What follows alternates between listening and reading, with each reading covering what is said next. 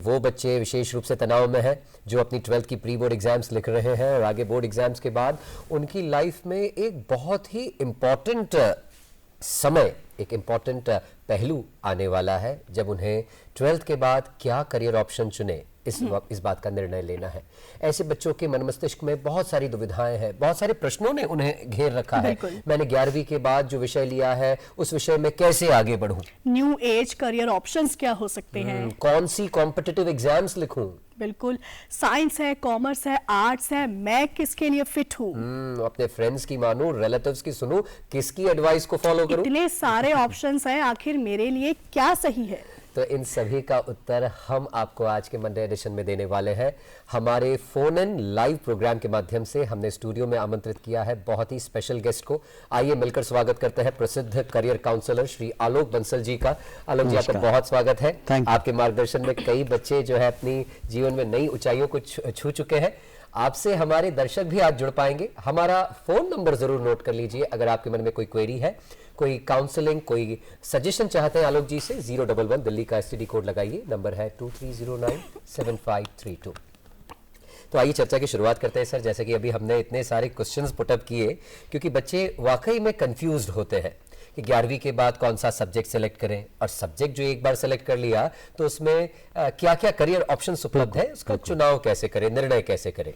तो what should be the deciding factor to begin with, क्या देखना चाहिए, किन चीजों को कंसिडर करना चाहिए सब्जेक्ट सिलेक्शन और उसके बाद करियर ऑप्शन सिलेक्शन में? देखिए, बहुत इंपॉर्टेंट है कि बच्चे में थोड़ा सा जज्बा है जानने का कि मुझे आगे क्या करना चाहिए जी।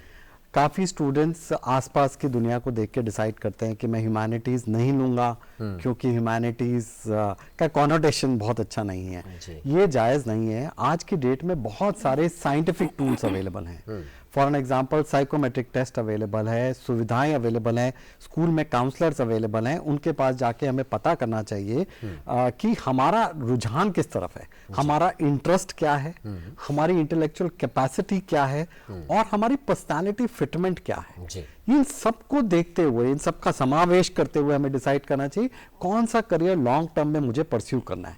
उसके बेसिस पे मैं डिसाइड करूं कि मुझे कौन सा सब्जेक्ट लेना है। फॉर एन एग्जांपल, आज बच्चे कहते हैं कि कंप्यूटर साइंस में शायद ज्यादा सैलरी मिल रही है, तो मैं वो डिसाइड कर लेता हूं। लेकिन मेरी पर्सनालिटी, मैं स्पोर्ट्स पर्सन हूं, मुझे बाहर जाके खेलना अच्छा लगता है, मुझे लोगों से बात करना अच्छा लगता है, मुझे वैरायटी चाहिए, तो मेरे लिए कंप्यूटर साइंस सूटेबल नहीं है। तो क्या मैं ऐसा सब्जेक्ट चूज कर सकता हूं जैसे कि बिजनेस मैनेजमेंट? कोई बहुत अच्छा डिबेटर है, क्या वो एक law as a career choose कर सकता है? सिमिलरली कोई पेंटिंग और डिजाइन का शौकीन है, क्या वो डिजाइन के करियर्स चूज कर सकता है? तो आज की डेट में 10,000 से ज्यादा करियर्स अवेलेबल हैं। आलोक सर, यहाँ इंटरप्ट करना चाहूंगा आपको कि एक माइंडसेट है, खासतौर पर जो पेरेंट्स की जनरेशन है, उनका ये मानना है पैशन और प्रोफेशन को मिलाइए मत, पैशन को अलग से फॉलो कीजिए, प्रोफेशन अपना अलग बनाइए, ये तुम्हारी रोजी रोटी नहीं हो सकती, ये तुम्हारी कमाई का साधन नहीं हो सकता। ये कहाँ तक सही है? देखिए, मैं बहुत स्ट्रांगली बिलीव करता हूँ कि passion should not become your profession sometimes. For example, मैं बहुत अच्छा पेंटर हूँ जी, आज मैं पेंटिंग को अपना प्रोफेशन बनाता हूं तो दुनिया के पर्सपेक्टिव के बेसिस पे मैं पेंटिंग कर रहा हूं। किसी को लगता है ये नीला कलर डार्क है, किसी को लगता है लाइट है, तो शायद कुछ कॉम्प्रोमाइज मुझे करना पड़ेगा।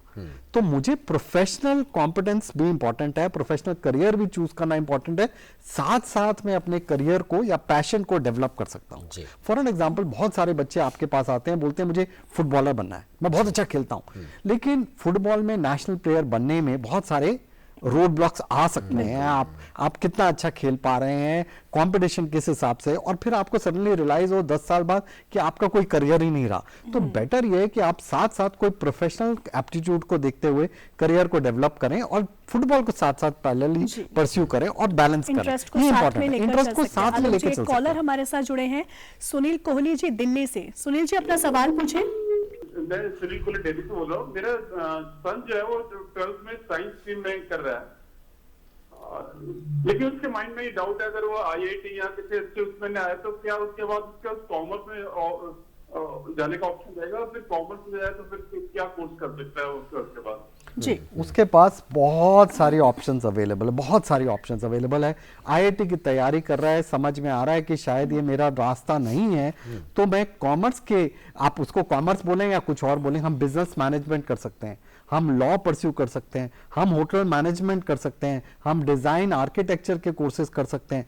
साइकोलॉजी कर सकते हैं, सोशियोलॉजी कर सकते हैं, अनगिनत ऑप्शंस अवेलेबल हैं। दूसरा, इंटरनेशनली देखिए बड़ी बड़ी कंपनी के चेयरमैन, सीईओज कह रहे हैं कि फंडामेंटल कोर्सेज की वैल्यू बढ़ती चली जा रही है। फॉर एग्जांपल, हर बच्चा सोच रहा है मैं इंजीनियरिंग कर लूं, फिजिक्स क्यों नहीं, खाली केमिस्ट्री क्यों नहीं, मैथ्स क्यों नहीं, उन सब में भी बहुत सारे करियर्स अवेलेबल हैं। तो आई थिंक इनके लिए बहुत सारी ऑप्शंस हैं। इन्हें बस इस बात का ध्यान रखना पड़ेगा कि जो फॉर्म्स निकल रहे हैं वो भरें। जैसे मैं एक एग्जाम्पल के तौर पे बोलता हूँ, इस साल IIM Bangalore, which is a very prestigious institution in our country, उसने 12th के बाद एक कोर्स लॉन्च किया, bachelors in data science, bachelors in economics. तो क्या ये बच्चा जो IIT की तैयारी कर रहा है वो कोर्सेज कर सकता है? बिल्कुल कर सकता है। ओके सर, लेकिन अगर बात करें, जैसे इनका सवाल था कि साइंस अगर किसी बच्चे ने ली है, इंजीनियरिंग आगे परस्यू करना चाहता है, तो हर किसी बच्चे का टारगेट यही होता है IIT। बाई चांस अगर वो उस मुकाम तक नहीं पहुंच पाता है, IIT के अलावा और क्या ऑप्शंस है बच्चों के पास? देखिए, खाली बहुत सही आपने सवाल पूछा। यदि हम इंजीनियरिंग करना सोच रहे थे और हमें लगता है IIT क्रैक नहीं कर पाऊंगा, तो IIT में 2 लेवल ऑफ एग्जाम्स हैं। IIT मेंस है, एडवांस्ड है। काफी बच्चे एडवांस्ड में अच्छा नहीं कर पाते। यदि हम मेंस का एग्जाम अच्छी तरह क्लियर कर लेते हैं और अच्छे नंबर आते हैं, तो हमारी कंट्री में triple IITs, Delhi technological university, आपके पास आपके पास NITs बहुत सारे अवेलेबल हैं, हर क्षेत्र में अवेलेबल है। तो क्या वो भी हमारे लिए बहुत अच्छी ऑप्शन हो सकती है? हाँ, कुछ प्राइवेट संस्थान आज बहुत अच्छे इमर्ज हो रहे हैं। आप प्राइवेट यूनिवर्सिटीज में देखें, प्लाक्शा यूनिवर्सिटी है, शिवनादर यूनिवर्सिटी है, आपके पास VIT वेलोर है, थापड़ है, बहुत सारी ऑप्शंस अवेलेबल जी हैं। सर, थोड़ा स्ट्रीम वाइज अगर हम बात करें, क्योंकि साइंस स्ट्रीम के बारे में तो बात हो गई, अब हम कॉमर्स पर आना चाहते हैं कि अगर कॉमर्स लिया है बच्चे ने, वैसे तो आपने जैसे बताया कई करियर ऑप्शंस हैं जो नॉन कॉमर्स स्टूडेंट भी परस्यू कर सकता है, लेकिन अगर ट्रेडिशनली कन्वेंशनली बात करें तो कॉमर्स के विद्यार्थी के लिए क्या क्या करियर ऑप्शंस उपलब्ध है? देखिए, मैं आपको बहुत इंटरेस्टिंग बात इसमें बताता हूँ कि आज बच्चे के पास कॉमर्स विद मैथ्स है, तो वो हमारी कंट्री और बाहर की कंट्रीज में जाके इंजीनियरिंग भी परस्यू कर सकता है। उसको IIT का एग्जाम देने की जरूरत नहीं है।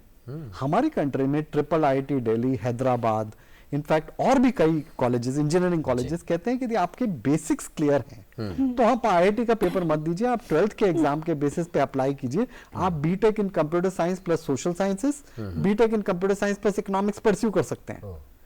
तो अनगिनत ऑप्शंस हैं। सिमिलरली जैसे मैंने बोला बिजनेस मैनेजमेंट, तो आज देखिए बिजनेस मैनेजमेंट का चलन इतना बढ़ गया है हमारी कंट्री में कि जो IIMs हैं, including IIM Bangalore, IIM Rohtak, IIM Indore, Shillong, सबके पास आज अंडर ग्रेजुएट लेवल पे बिजनेस मैनेजमेंट का प्रोग्राम है। क्योंकि कंपनीज, आप देखिए किसी भी तरह के कंपनीज देखिए, वो एक मैनेजर हायर करना चाह रहे हैं, ठीक है, व्हाइट कॉलर मैनेजर हायर करना चाह रहे हैं, तो वो भी अवेलेबल है आपके पास। तो लॉ कर सकते हैं। इंटरेस्टिंगली डेटा कहता है कि 35% ऑफ स्टूडेंट्स जो इंडिया में लॉ का एंट्रेंस एग्जाम देते हैं वो साइंस के स्टूडेंट्स हैं। तो कॉमर्स के लिए बच्चे तो देख रहे हैं। सर, इसी के साथ एक कॉलर जुड़ गए हमारे साथ, जयपुर से कुमार जयंत जी जुड़े हैं। कुमार जी, बहुत स्वागत है, अपना प्रश्न पूछिए। Mayank ji, Anshul ji, good morning. Good morning sir. मेरा प्रश्न ये है कि जो बच्चे UPSC में रेगुलर 4th या 3rd अटेम्प्ट है, अपना मेन सब्जेक्ट अगर फेल हो तो क्या सब्जेक्ट बदलना चाहिए उनको?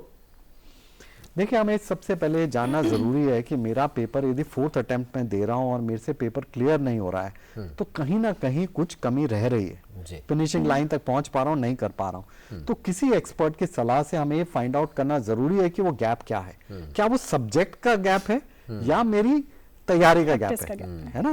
तो यदि वो उसका सॉल्यूशन तभी निकल पाएगा। ये बहुत स्ट्रेट ऐसे कहना कि आप अपना सब्जेक्ट चेंज कर लिए at the last minute, I think ये बहुत जायज तो नहीं है, बहुत मुश्किल है। आलोक जी, आपसे गवर्नमेंट एग्जाम्स के बारे में हम बातचीत करेंगे, लेकिन पहले ह्यूमैनिटी स्ट्रीम के बारे में समझते हैं, क्या ऑप्शंस इसमें हैं? देखिए, आज की डेट में आप बहुत बड़े बड़े नामी गिरामी इंडियन स्कूल्स में जाएंगे, प्राइवेट स्कूल्स में, तो ह्यूमैनिटीज की क्लासेस भरी हुई हैं, साइंस की क्लासेस खाली हैं।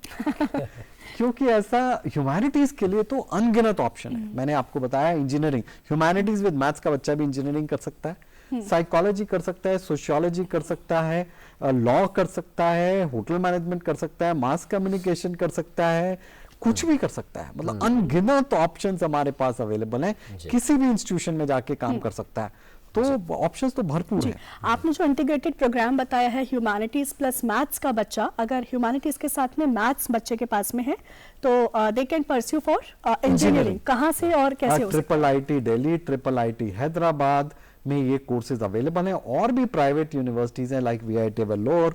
इनफैक्ट मैं आपको बताता हूँ एक बड़ा इंटरेस्टिंग कोर्स, शिवनादर यूनिवर्सिटी जो दिल्ली के पास ही है, उसने इस साल एक नया कोर्स लॉन्च किया जो इंटरनेशनल पैटर्न पे है, कोर करिकुलम के बेसिस पे, इंटरडिसिप्लिनरी ह्यूमैनिटीज कोर्स। ओके, क्योंकि आज देखिए, आज हम नेटफ्लिक्स देखते हैं, वो सोशल साइंसेज है, वो टेक्नोलॉजी भी है लेकिन सोशल साइंस भी है, तो इंटरडिसिप्लिनरी अप्रोच इसमें आई थिंक इंपॉर्टेंट है। तो इस हिसाब से बहुत सारे कोर्सेज अवेलेबल हैं, सब कुछ कर सकते हैं। न्यू एज करियर्स की बात करें, क्योंकि जैसे आपने डेटा साइंस का तो जिक्र कर ही दिया था, लेकिन आज की तारीख में और कौन से ऐसे नॉन कन्वेंशनल करियर ऑप्शंस बच्चों के पास उपलब्ध है? देखिए, नॉन कन्वेंशनल बच्चों तो आज ब्लॉगर बनना चाहते हैं, इन्फ्लुएंसर बनना चाहते हैं, मेरे हिसाब से उसको करियर की तरह देखना थोड़ा जायज़ नहीं है। जैसा हम पहले भी बात कर रहे थे, बहुत रिस्की है। आपका सिक्का चल पड़ा तो आप चल पड़े, नहीं तो आप फंस जाएंगे। देखिए, लेकिन न्यू एज करियर्स के हिसाब से डेटा साइंस है, ऐसे ही आर्टिफिशियल इंटेलिजेंस, मशीन लर्निंग है। ह्यूमैनिटीज़ के बच्चों के लिए यदि देखा जाए तो वो डिज़ाइन के कोर्सेज कर सकते हैं। देखिए, हमारे टाइम पे जब हम बड़े हो रहे थे, डिज़ाइन का पर्सपेक्टिव था आर्किटेक्चर करें, लेकिन आज industrial design, product design, fashion design, ये सारे क्षेत्र अवेलेबल हैं, फील्ड्स अवेलेबल हैं। क्या बच्चे वो भी चूज कर सकते हैं? कर सकते हैं जी। तो न्यू एज करियर्स में देखिए, मास कम्युनिकेशन या फोटोग्राफी, ठीक है, हमारे पास फिल्म एडिटिंग के बड़े अच्छे अच्छे इंस्टीट्यूशंस हमारी कंट्री में खुल गए हैं। तो जो क्रिएटिव परस्यूट्स में है, बहुत सारी ऑप्शंस अवेलेबल जी, हैं। आपसे क्रिएटिव फील्ड्स के बारे में और जानकारी लेंगे आलोक जी। एक कॉलर हमारे साथ कोलकाता से जुड़े हैं। मेरा सर से ये सवाल है कि क्लास 12 के बाद डेटा साइंस या एथिकल हैकिंग से रिलेटेड कंप्यूटर कोर्सेज करने के लिए क्या मैथ स्ट्रॉन्ग होना जरूरी है? देखिए, data science, artificial intelligence, machine learning जैसे कोर्सेज में मैथ्स एक फाउंडेशनल कोर्स है। यदि आपका मैथ्स का बेस अच्छा नहीं है तो आपको कहीं ना कहीं आगे जाके तकलीफ होने वाली है। राइट, हम हायर कैलकुलस की बात करते हैं, हायर अलजेब्रा की बात करते हैं, तो यदि हमारा मैथ स्ट्रांग नहीं है तो मेरे हिसाब से हमें बहुत स्मार्टली कोई ऐसा कोर्स चूज करना चाहिए जहां पे मैथ्स की महत्वता कम हो। जी, ठीक है, तो ये बिल्कुल ध्यान रखने की जरूरत है। आलोक सर, कॉम्पिटिटिव एग्जाम्स की अगर बात करें, क्योंकि अब समय होने को आया है, दिसंबर है, और कब से बच्चों को अलर्ट होना है और कौन कौन सी कॉम्पिटिटिव एग्जाम्स के लिए उन्हें अटेंटिव रहना है, फोकस्ड रहना है और अलर्ट रहते हुए उसका ड्यू डेट निकल ना जाए, उसके फॉर्म्स फिलअप करने? देखिए, फर्स्ट ऑफ ऑल सारे बच्चों को, पेरेंट्स को दूरदर्शन का धन्यवाद करना चाहिए कि ऐसे प्रोग्राम लेके आते हैं। It is very very exciting, interesting. क्यों? क्योंकि देखिए, हर साल हमारे पास बच्चा 12th खत्म करने के बाद आता है जी, कि मेरा 12th हो गया, बहुत अच्छा हुआ या बहुत खराब हुआ, अब मुझे बताएं मेरे पास क्या ऑप्शन है। तब तक सारे एग्जाम्स की नोटिफिकेशन निकल रही होती है। आप देखिए, लॉ देना है किसी को तो दिसंबर में लॉ का एंट्रेंस एग्जाम है, किसी को डेटा साइंस का IIM बैंगलोर देना है तो 13 दिसंबर को एग्जाम है, यदि किसी को डिजाइन देना है तो जनवरी में एग्जाम है। तो ये बिल्कुल एप्ट टाइम है, राइट टाइम है जिसमें फॉर्म भरना शुरू कर देना चाहिए। कुछ प्राइवेट यूनिवर्सिटीज के तो रिजल्ट्स आने शुरू हो गए, तो फॉर्म की डेट आज खत्म हुई है, किसी की होने वाली है। तो ये बिल्कुल सही टाइम है। जो भी आपको करियर डायरेक्शन में जाना है, जो भी करियर चूज करना चाहते हैं, उसके फॉर्म निकलने शुरू हो गए हैं। IIT का फॉर्म भी निकल गया है, प्राइवेट यूनिवर्सिटीज के भी निकल गए, तो फॉर्म का यही सही टाइम है। यही सही टाइम। आलोक जी, गवर्नमेंट एग्जाम्स की अगर हम बात करें, जैसे कि हम बात कर ही रहे हैं, 12th के बाद में क्या डायरेक्टली कोई ऐसे एग्जाम्स हैं जिनको हम दे सकते हैं? देखिए, स्टाफ सिलेक्शन कमीशन के और कुछ बैंक्स के, रीजनल रूरल बैंक्स के भी कुछ एग्जाम्स होते हैं जो 12th के बाद बच्चा दे सकता है, बिल्कुल दे सकता है। दूसरा, मैं इसको थोड़ा सा एक्सटेंशन लेता हूँ। एक्सटेंशन ये है कि आज बहुत सारी कंपनीज बच्चे को 12th के बाद हायर कर रही हैं, जैसे HCL टेक्नोलॉजीज है, विप्रो टेक्नोलॉजीज है। इनफैक्ट जो होटल मैनेजमेंट के क्षेत्र में ओबरॉय ग्रुप है, वो बच्चे को 12th के बाद कहते हैं कि आप जॉब करना चाहते हो, घर की स्थिति कैसी भी है, आप अर्न करना चाहते हैं, तो आप 12th के बाद पेपर दीजिए, हमारे पास आ जाइए, हम आपको पहले महीने से आपको इनकम देंगे, सैलरी देंगे, आपको पढ़ाएंगे और आपको जॉब कंफर्म दे रहे हैं। तो जो बच्चे गवर्नमेंट संस्थान में जॉब देख रहे थे, वो क्या इन प्राइवेट यूनिवर्सिटीज, ये प्राइवेट इंस्टीट्यूशंस में भी अप्लाई कर सकते हैं? बिल्कुल कर सकते हैं जी। सर, एक और कॉलर हमारे साथ जुड़ गए हैं, पुणे से बात कर रहे हैं। नमस्कार, अपना प्रश्न पूछिए। मैं अभी बात उसके बाद बेटर ऑप्शन क्या हो सकते हैं? MSc बायोटेक MSc बायोटेक तो बहुत एक्साइटिंग कोर्स है। आप इसके बाद भी डायरेक्टली जॉब प्राप्त कर सकती हैं। Private institutions, government institutions, research institutions, academic institutions में सब जगह आपके लिए अपॉर्चुनिटी अवेलेबल होगी। जितने हॉस्पिटल संस्थान है वो भी आपको लेंगे। यदि लगता है कि मुझे और आगे पढ़ाई करनी है तो एमएससी बायोटेक्नोलॉजी के बाद एक डायरेक्ट रास्ता तो पीएचडी करने का है। पीएचडी करने के बाद आप प्रोफेसर भी बन सकते हैं या आप एक कॉर्पोरेट करियर चूज कर सकते हैं। तो I think it is an exciting area, बहुत exciting area. Sir foreign languages या लैंग्वेजेस के क्षेत्र में अगर कोई बच्चा अपना करियर बनाना चाहे, क्या ऑप्शंस है, या कोई फॉरेन के कोर्सेज को परस्यू करना चाहे? देखिए लैंग्वेजेस आज देखा जाए तो बहुत सारे स्कूल में बच्चे एक लैंग्वेज लेते हैं, फ्रेंच करते हैं, जर्मन लेते हैं, स्पेनिश करते हैं। उसके फायदे हैं क्योंकि हम एक ग्लोबलाइज्ड वर्ल्ड हैं, मतलब सिटीजन हैं, तो हमें लैंग्वेज की जरूरत पड़ेगी। लेकिन खाली लैंग्वेज करने के बाद क्या मैं एक ट्रांसलेटर की जॉब कर पाऊंगा, वो थोड़ी धीरे धीरे तकलीफ बढ़ती चली जा रही है। क्योंकि आज ऐसे सॉफ्टवेयर अवेलेबल, आप जापान जाएं तो आपका टैक्सी ड्राइवर आपको गूगल से मतलब ट्रांसलेट करके आपसे बात करता है। तो ये थोड़ा ध्यान में रखने की जरूरत है। खाली लैंग्वेज करने से बहुत अच्छी जॉब आजकल कम मिल रही है। जी जी सर, अभी बायोटेक्नोलॉजी की बात चल रही थी, तो बायो और टेक्नोलॉजी दोनों से मिलकर फॉरेंसिक्स की याद आ रही है। फॉरेंसिक्स में क्या प्रोस्पेक्ट देख रहे हैं, क्योंकि अभी तो नए क्रिमिनल लॉज भी आ गए हैं देश में? देखिए आज हम बच्चों से बात करते हैं तो वो फॉरेंसिक साइंसेज नेटफ्लिक्स देखने के बाद बहुत ग्लैमर लगता है। It is a very exciting area, but यदि किसी का जेन्युइन इंटरेस्ट है to find out and do research, देखिए उसमें रिसर्च ओरिएंटेशन होना जरूरी है and you have to continuously upgrade yourself. तो बहुत सारे इंस्टीट्यूशंस इंडिया में, प्राइवेट इंस्टीट्यूशन में नाम लेता हूँ, गुड़गांव में एक एसजीटी है, आपके पास जामिया मिलिया इस्लामिया, जामिया हमदर्द, इस सब जगह बहुत अच्छे अच्छे फॉरेंसिक साइंसेस के कोर्सेज अवेलेबल हैं। और ये पाया गया है कि फॉरेंसिक साइंस वाले बच्चे को जॉब ढूंढने की जरूरत नहीं पड़ती, उसको जॉब मिल जाती है। पर जॉब से मुझे एक और बात याद आ रही है आलोक सर, हमारे माननीय प्रधानमंत्री जी कहते हैं कि नौकरी पाने वाले नहीं, नौकरी देने वाले बनो। तो एक मोटा मोटा अगर आपसे पूछा जाए कि वो कौन कौन से करियर ऑप्शंस हो सकते हैं या कौन से ऐसे कोर्सेज हो सकते हैं जिन्हें परस्यू करके बच्चे को नौकरी ढूंढना ना पड़े, वो खुद का कोई व्यापार व्यवसाय शुरू कर सके जिसमें उसकी डिग्री, उसका एजुकेशन भी उसको मदद करे और वो एक सेल्फ एम्प्लॉयड पर्सन, एक एंटरप्रेन्योर बनकर उभरे? देखिए मेक इन इंडिया की बात करते हैं हम, अपॉर्चुनिटीज की बात कर रहे हैं, हम देख रहे हैं बहुत सारी हमारी स्टार्टअप्स, यूनिकॉर्न्स बनती चली जा रही हैं। तो आज हम स्कूल में जाके बच्चों से बात करते हैं तो सब स्टार्टअप करना चाहते हैं, व्हिच इज वेरी एक्साइटिंग। कुछ कोर्सेज जो स्टार्टअप में हेल्प करते हैं वो है बिजनेस मैनेजमेंट, जिसको हम बीबीए बीएमएस के नाम से जानते हैं, जो सारी गवर्नमेंट इंस्टीट्यूशन में, दिल्ली यूनिवर्सिटी का कोर्स बहुत अच्छा है, मुंबई यूनिवर्सिटी में बहुत अच्छे कोर्सेज अवेलेबल हैं, आईपी यूनिवर्सिटी में कोर्स है, आईएम्स में कोर्स है। बिजनेस मैनेजमेंट सबसे एप्ट कोर्स है यदि किसी को बिजनेस परस्यू करना है। दूसरा, यदि किसी को टेक्नोलॉजी क्षेत्र में कोई बिजनेस एस्टैब्लिश करना है तो उसके लिए इंजीनियरिंग बहुत अच्छा एरिया है। तीसरा, लॉ देखें, लॉ के बाद भी आप कॉर्पोरेट लॉयर बन सकते हैं और जैसे जैसे कंपनीज बड़ी हो रही हैं जरूरत है। Fourth is fashion designing, fashion management और प्योर प्रोडक्ट डिजाइन। ये सब एरियाज ऐसे हैं जिसमें आप अपना व्यवसाय कर सकते हैं। जी एक और देखा गया है, एक कॉलर हमारे साथ जुड़े हैं, मयंक जी। जी अपना सवाल पूछे। मैं ये सबसे ये पूछना चाहता हूँ, आप कैरियर काउंसलर हैं, कल की कैरियर काउंसलिंग और आज की डेट की कैरियर काउंसलिंग में एआई आने के बाद कितना फर्क महसूस कर रहे हैं? क्योंकि आर्टिफिशियल इंटेलिजेंस का जो इम्पैक्ट है सबसे ज्यादा टेक्नोलॉजिकली ड्रिवन स्किल्स और जॉब पर पड़ेगा।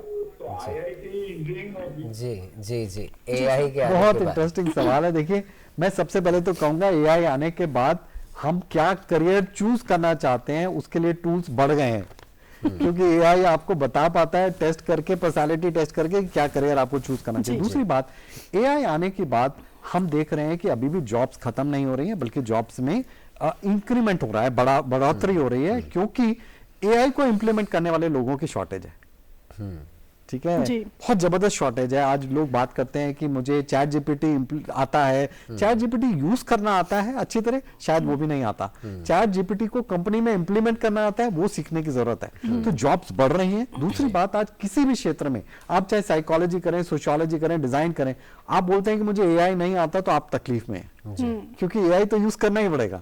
आज देखिए, आज मतलब मुझे कोर्स ढूंढना है गवर्नमेंट एग्जाम का, तो मैं शायद चैट जीपीटी यूज करूंगा और ढूंढ के आ सकता हूं। तो आई थिंक एआई का सब जगह चलन बढ़ता जा रहा है, उसकी वजह से कोई जॉब में ऐसा नजर नहीं आ रहा है। एक और कॉलर हमारे साथ जुड़ गए हैं और हमें बहुत अच्छा लग रहा है कि देखिए इतने सारे व्यूअर्स हमसे आज जुड़ रहे हैं। जी, अपना सवाल पूछिए। मेरे बेटे ने सप्लाई चेन मैनेजमेंट लिया है जी, उसमें भी बहुत सारे अलग अलग लाइन है जी,